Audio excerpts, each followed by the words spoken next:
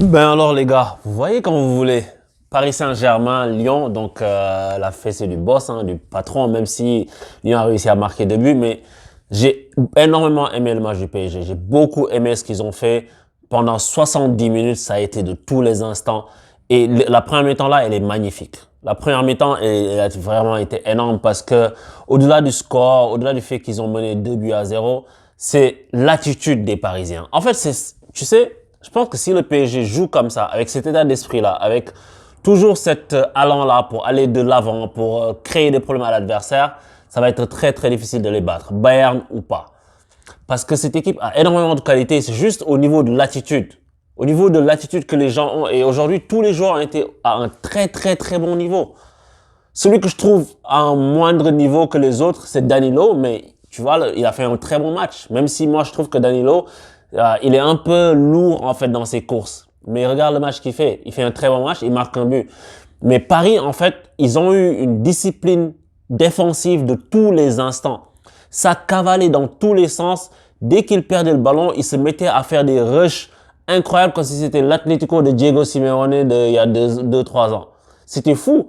Et c'est ça qu'on veut voir parce que si tous les joueurs se mettent au service de l'équipe, si tous les joueurs se mettent à cavaler dans tous les sens avec un jeu super rapide, tu vois, le ballon, il restait pas dans les pieds de quelqu'un pendant 10 secondes. Les mecs prenaient la balle, tac, il y avait des décalages. Et pourquoi il y avait des décalages? Pourquoi? Est-ce que vous avez remarqué? J'imagine que le ballon circulait rapidement, tac, je donne parce qu'il y avait du mouvement. Au football, plus tu as de mouvement, plus tu donnes la possibilité à ton coéquipier de te servir et donc au bloc équipe d'avancer ou d'évoluer sur le terrain. Que ce soit Gay, excellent match de Idrissa Gueye, excellent match contre l'Olympique Lyonnais. Les gars, ils donnaient le ballon, ils se déplaçaient, ils donnaient des solutions. Et des fois, quand les joueurs perdaient le ballon, tu voyais, il y avait un jaillissement des milieux de terrain, que ce soit Gay surtout lui, ou Gay ou Danilo, mais surtout Gay, qui venait compenser directement et dans la moitié de terrain adverse.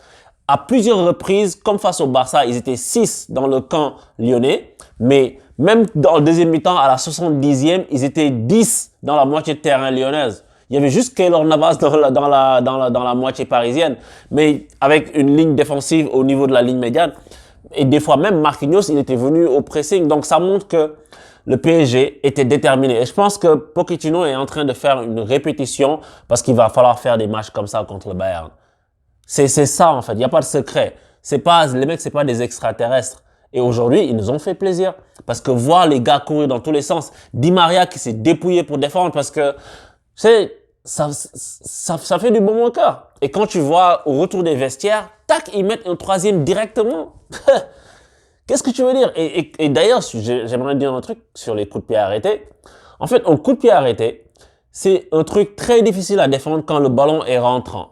Parce que le gardien, et ça qui s'est passé, c'est pas une balle qui est forcément forte. Et c'est drôle que je vous dise ça parce que j'étais en train de lire un truc sur des coups de pied arrêtés juste 2 heures avant le match. Et c'est ça, en fait, l'illustration. C'est que Di Maria fait un centre qui va vers le but. Donc, du coup, Lopez, il est un peu scotché, il est un peu sur les talons parce que il sait pas si quelqu'un va venir couper, dévier le ballon. Donc, du coup, il est un peu en attente et quand personne touche le ballon, ça finit au fond des filets. Ça m'a rappelé un but de Ronaldinho contre l'OM en 2002 sur coup franc au Parc des Princes. Il avait fait un coup franc pareil et puis il y avait des Okbeché dans la surface. Personne n'avait touché, le ballon était rentré. Donc, c'est ça en fait qu'on veut voir. Au niveau de l'attitude, au-delà du score, c'est l'attitude. Le fait que les mecs menaient 2-0 mais couraient quand même. À 3-0, ils couraient quand même. Ils voulaient enfoncer l'adversaire.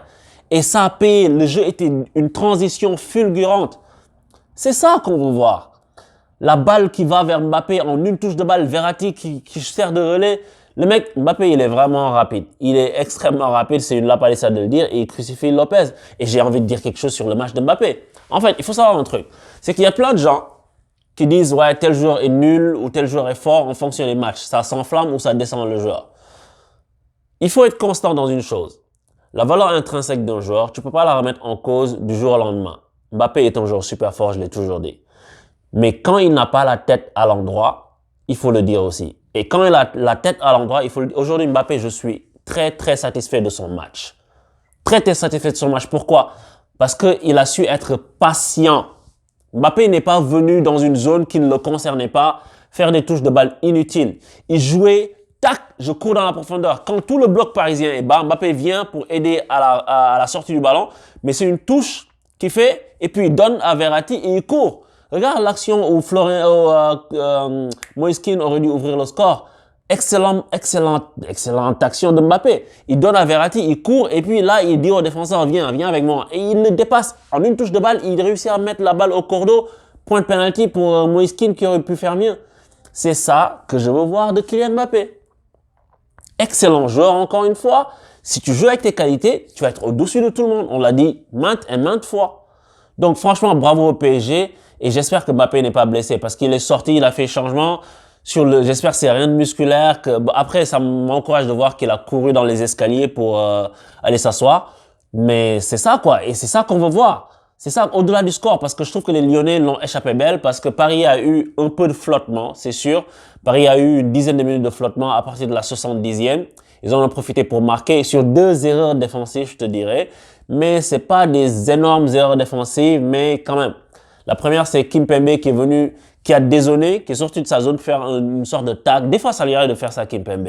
Et donc, du coup, il y avait personne pour le couvrir. Il l'avait fait aussi contre Lyon, d'ailleurs, à l'aller, où il était venu pour compenser un peu, et puis les mecs ont joué dans son dos. C'est la même chose, l'espace qu'il a libéré.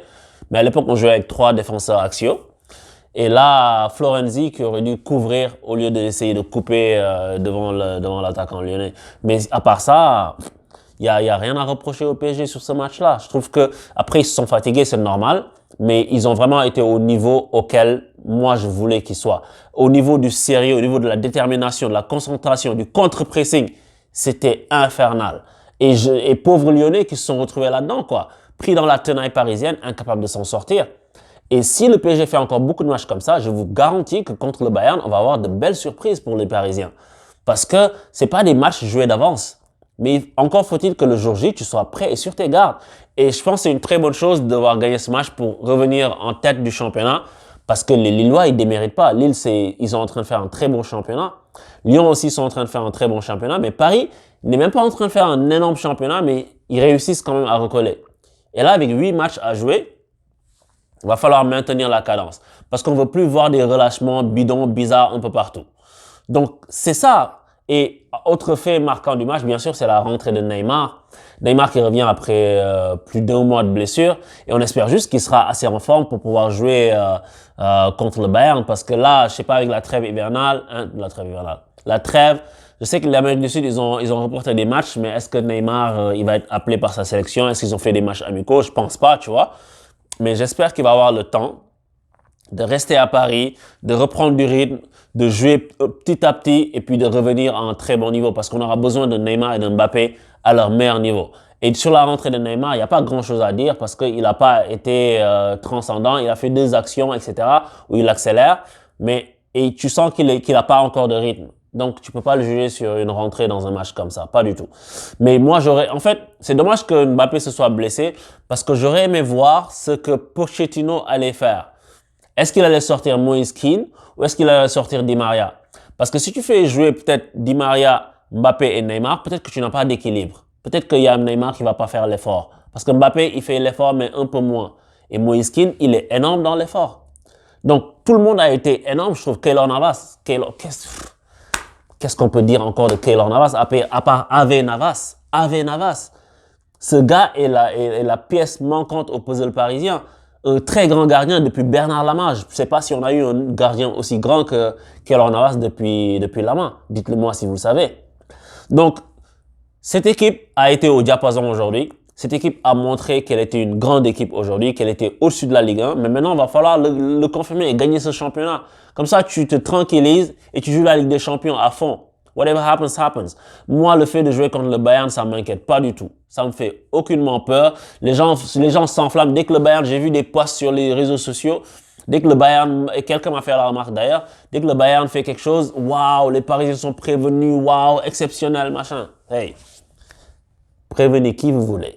Les matchs là, ça se gagne sur le terrain, ça se gagne pas sur les réseaux sociaux. Et puis, faut pas se méprendre. Les journalistes qui écrivent ça ou les mecs des réseaux sociaux qui écrivent ça, en général, ils sont juste anti-parisiens. Faut le savoir. Moi, je m'en fous que les mecs supportent le Bayern, c'est pas grave.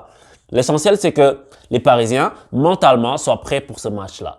Et avec ce genre de match que tu fais contre l'OL, tu prépares ce genre d'échéance. Et c'est ça qu'on veut voir.